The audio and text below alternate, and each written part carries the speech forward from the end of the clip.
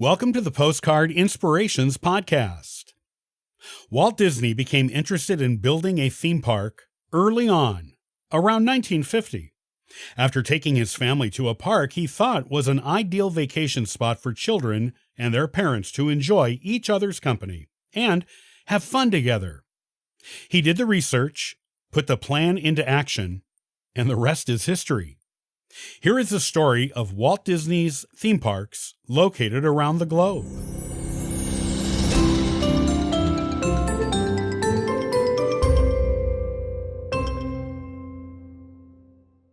As early as 1950, Walt Disney had already been considering building a theme park for some time. The idea was inspired by a visit he took with his wife and daughters to Griffith Park in Los Angeles. It was a clean, unspoiled park that was perfect for children to have fun with their parents.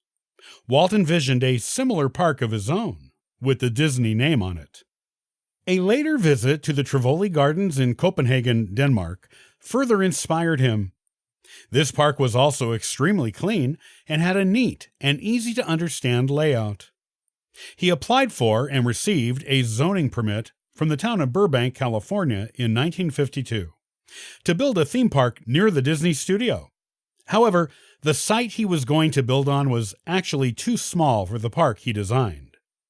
He chose a larger piece of land in Anaheim, which was 35 miles south of his studio, and purchased that land.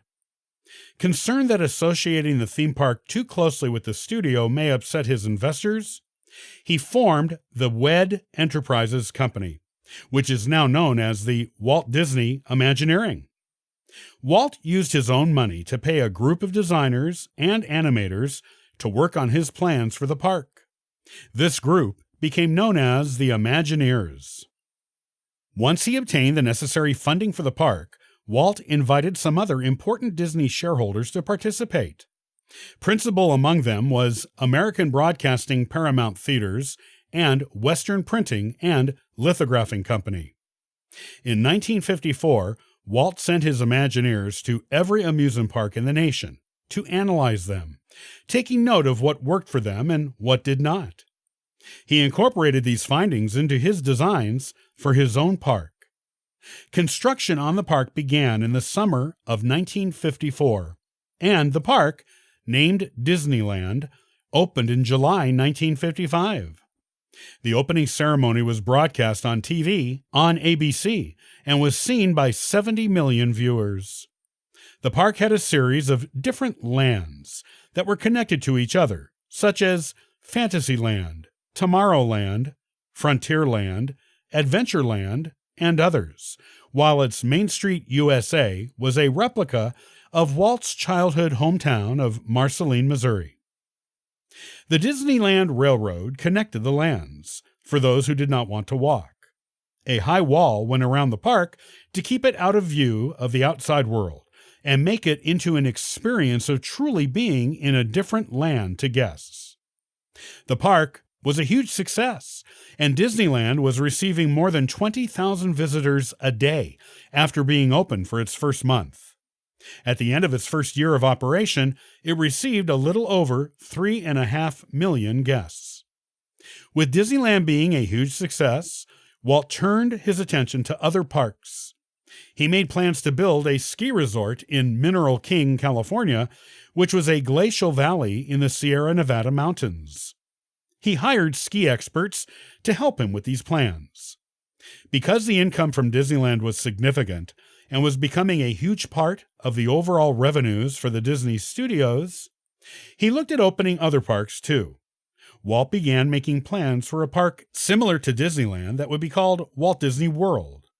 It would be located near Orlando, Florida.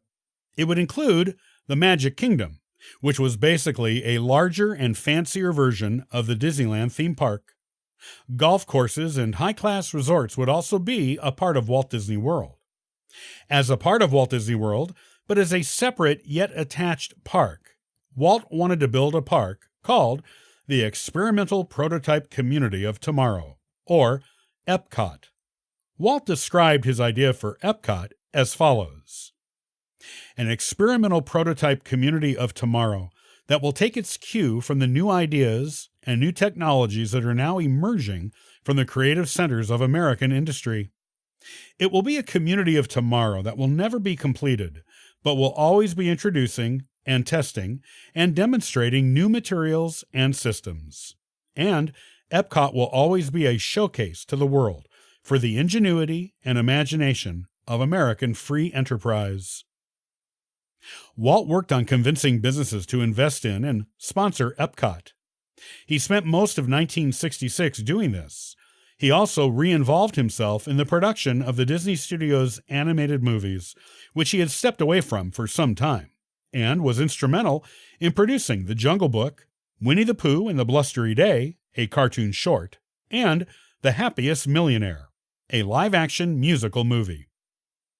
Walt's real passion at this time, however, was Epcot, and to promote it, he had 4 exhibits at the 1964 World's Fair in New York.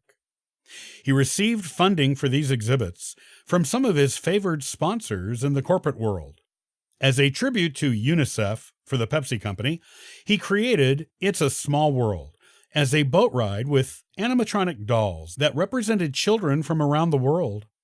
He also created Great Moments with Mr. Lincoln, with an animatronic version of Abraham Lincoln, the Carousel of Progress that promoted the importance of electricity in our modern lives, and the Magic Skyway, created for Ford, that displayed mankind's progress through the centuries. All of these World's Fair exhibits were eventually included in Disneyland, but only It's a Small World closely resembled the original version at the fair in New York. Walt was ultra-focused on getting Epcot built, but he did not get a chance to finish the project. He died in 1966, while he was still cultivating investors and sponsors for the project. His brother Roy took over the leadership of the Disney Company, and he decided to defer his planned retirement to take on this role. He changed Walt's concept for Epcot, being a whole futuristic town of its own, to make it an attraction at an existing park. Walt Disney World was opened in 1971, and Roy dedicated it to Walt. Epcot was finally brought to life in a much pared-down version from Walt's original conception in 1982, as an addition to the Walt Disney World Park. Instead of a working city, Epcot was more like a World's Fair exhibit. Walt's theme park vision outlived him and continued to make enormous amounts of money for the Disney Company. Tokyo Disney, Euro Disney, and the Presidio of San Francisco all became part of the Disney family of theme parks, with the Presidio being a personal museum of Walt Disney himself, with artifacts from his life and career in it, and dedicated by his daughter Diane and her son Walter. Disney parks around the world now welcome around 150 million visitors annually.